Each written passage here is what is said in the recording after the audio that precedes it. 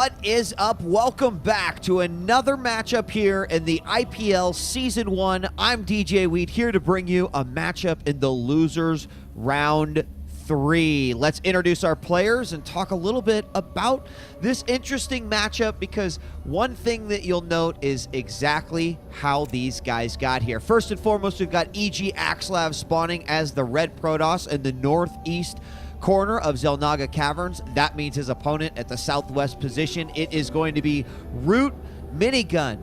Now let me tell you a story. We've got our milk. It's time to wind down for bedtime, nine time as we call it with Mini Wheat, and tell a story. To get here, of course, all of these players lost a game, unfortunately. And we do have a pretty early scout here by EGAxslav, but all of these players lost a game. And of course, now they are in the lower bracket and they must win in order to stay alive. Well, ROOTMinigun, to get to this point, had to defeat ROOTDruby to make it to Losers Round 3. And it just so happens that EGAxslav and his pesky little probe coming in here to do some scouting, he took out EG in control in order to make it to this point. So we had 2 team kills leading up to this, and you know what? You never want to team kill your buddy, your teammate, and then go out in the next round. So not only does this mean survival in IPL Season 1, but obviously the loser goes home. We got a PvP for you here today. Gateways are down, simulators as well, and you'll look there at the production tab. You can see just about even with EGAxslav, a little bit quicker gate there. You see a second pylon go down. Have a little probe harassment here. EGAxslav might actually lose his probe. He does. Early victory for Minigun. And just look at the look at that. EGAxslav now behind in harvesters, and you might think, oh, it's really not that big of a deal. But you know, it is that big of a deal. There's also no scout here from EGAxslav in Minigun's base, which basically means in order to get back down there, not only will that take a lot of time, but he's going to have to possibly cut a unit, get some more probes there. Could interrupt his build. While Minigun has, well, he's checking everything out that's going on in the base. We got Cybernetics Core going down, and a lot of different flavors of PvP lately. And I know people are going to say you are out of your mind saying stuff like that. And yes, we still see a lot of the traditional aggressive 4-gate versus 4-gate PvPs all the time.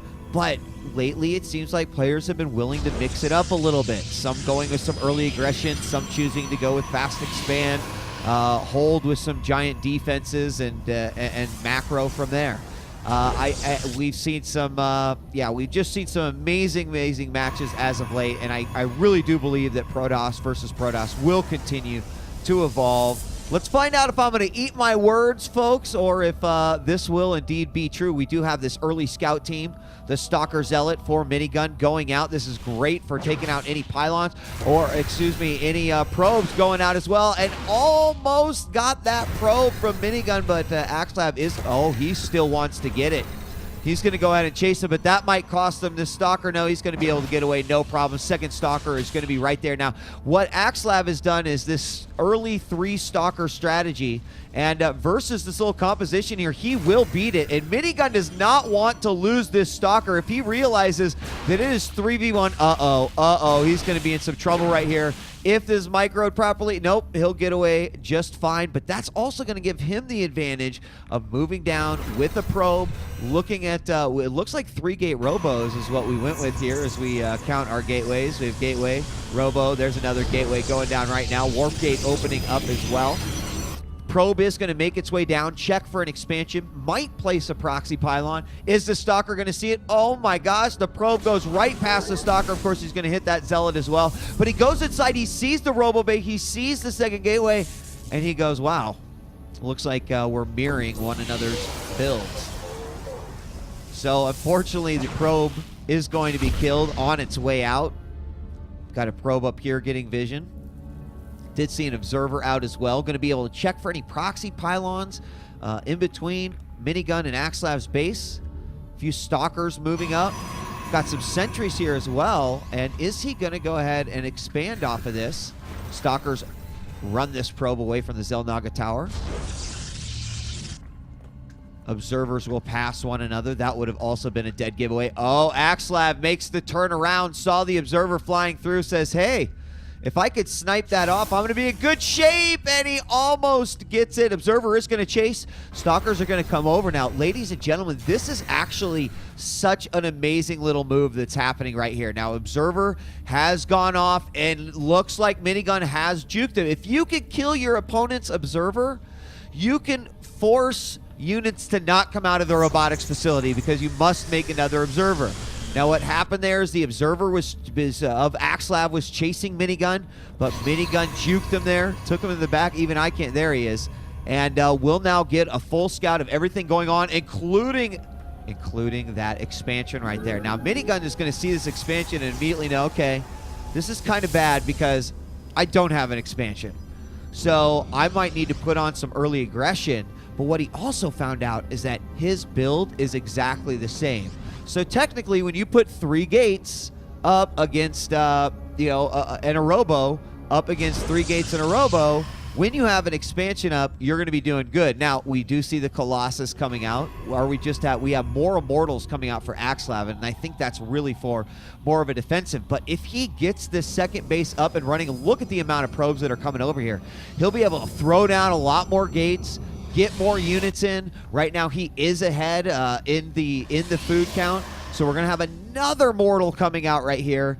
And this will be very interesting because with the Colossus out, it should pretty much rage through those sentries. So the force fields are going to have to just be remarkable here. Now, Extended Thermal Lance is probably going to finish prior to the attack here. And, I don't know, an extra Immortal. He is going to be, there we do have 1 gate going down, so he will have an extra gate over his opponent, but I'm afraid actually now, with the timing of this attack and a second Colossus coming out, this could be really bad for EGAxslav. We're going to see what kind of units he comes out. He's going to hallucinate a couple of Zealots, send them forward. It's an interesting choice. I think he's just delaying. I really do believe that he is delaying. Let's see what happens over here. Is he going to realize that it is a hallucination? Because if he does get these additional gates up, it will help him out immensely. Oh my gosh, it did. Way to go. So the hallucination does distract Minigun at least for a moment. It wasn't attacking anyone, so you can see a great little spread here. Observer almost getting taken out, and it will live to see another day. That is unfortunate. Here comes the army up from Minigun. He's got a 3rd Colossus coming to the party. And will these Immortals be able to do enough? Units do move forward. He's going to go ahead and, oh, nice! He hallucinates a bunch of Zealots, sending his opponent back. Take a look at things. We are seeing EGAxslav's army getting completely ripped apart, and I do not think the hallucinations are actually going to work out here, but these Immortals have taken literally no damage and are moving forward, going to wreck through these Stalkers. 1 Immortal does go down. He's going to quickly take out these other 2 Stalkers. Now going after the Colossus. Will get 1 off of the cliff. Will be able to take out the rest of that army, but now the Immortal's taking a lot of damage. There are a ton of Zealots here. Units are being warped in, but unfortunately we did not see a whole lot of macro coming out there by EGAxslav. He wasn't reinforcing it probably as much as he should have. Another Immortal does come out, but versus those Zealots and the Colossus support, this is going to be very, very difficult for EGAxslav to save here. So while I was harping about all of the great things that you were going to get off of this second Nexus, the one thing it did allow Minigun to do was 1 base Colossus versus his opponent as a direct counter. Now we've just got 3 Zealots and a very, very hurt Immortal. Like 3 of its legs don't work. It can barely move around. Immortal's going to try to swing around the side, because keep in mind, these are expensive units. He does not have a whole lot to spend. So if he can hold out even for a little while and take out these units 1 by 1, he's going to move in yet again. But with that Extended Thermal Lance, it's going to be so hard. No charge on the Zealots. We have another Immortal coming out. He's going to try to deal with the Zealots at his front. 1 Immortal goes down, and EGAxslav says GG as the 1 base Colossus beats out the 2 base Immortal with 4 gateways. Even though he was at 116 maximum food, EGAxslav could not hold on. The Colossus were simply too powerful, and once that extended thermal lance hit, it was game over. EGAxslav loses game 1. It goes to ROOTMinigun, and we'll be back for game number 2.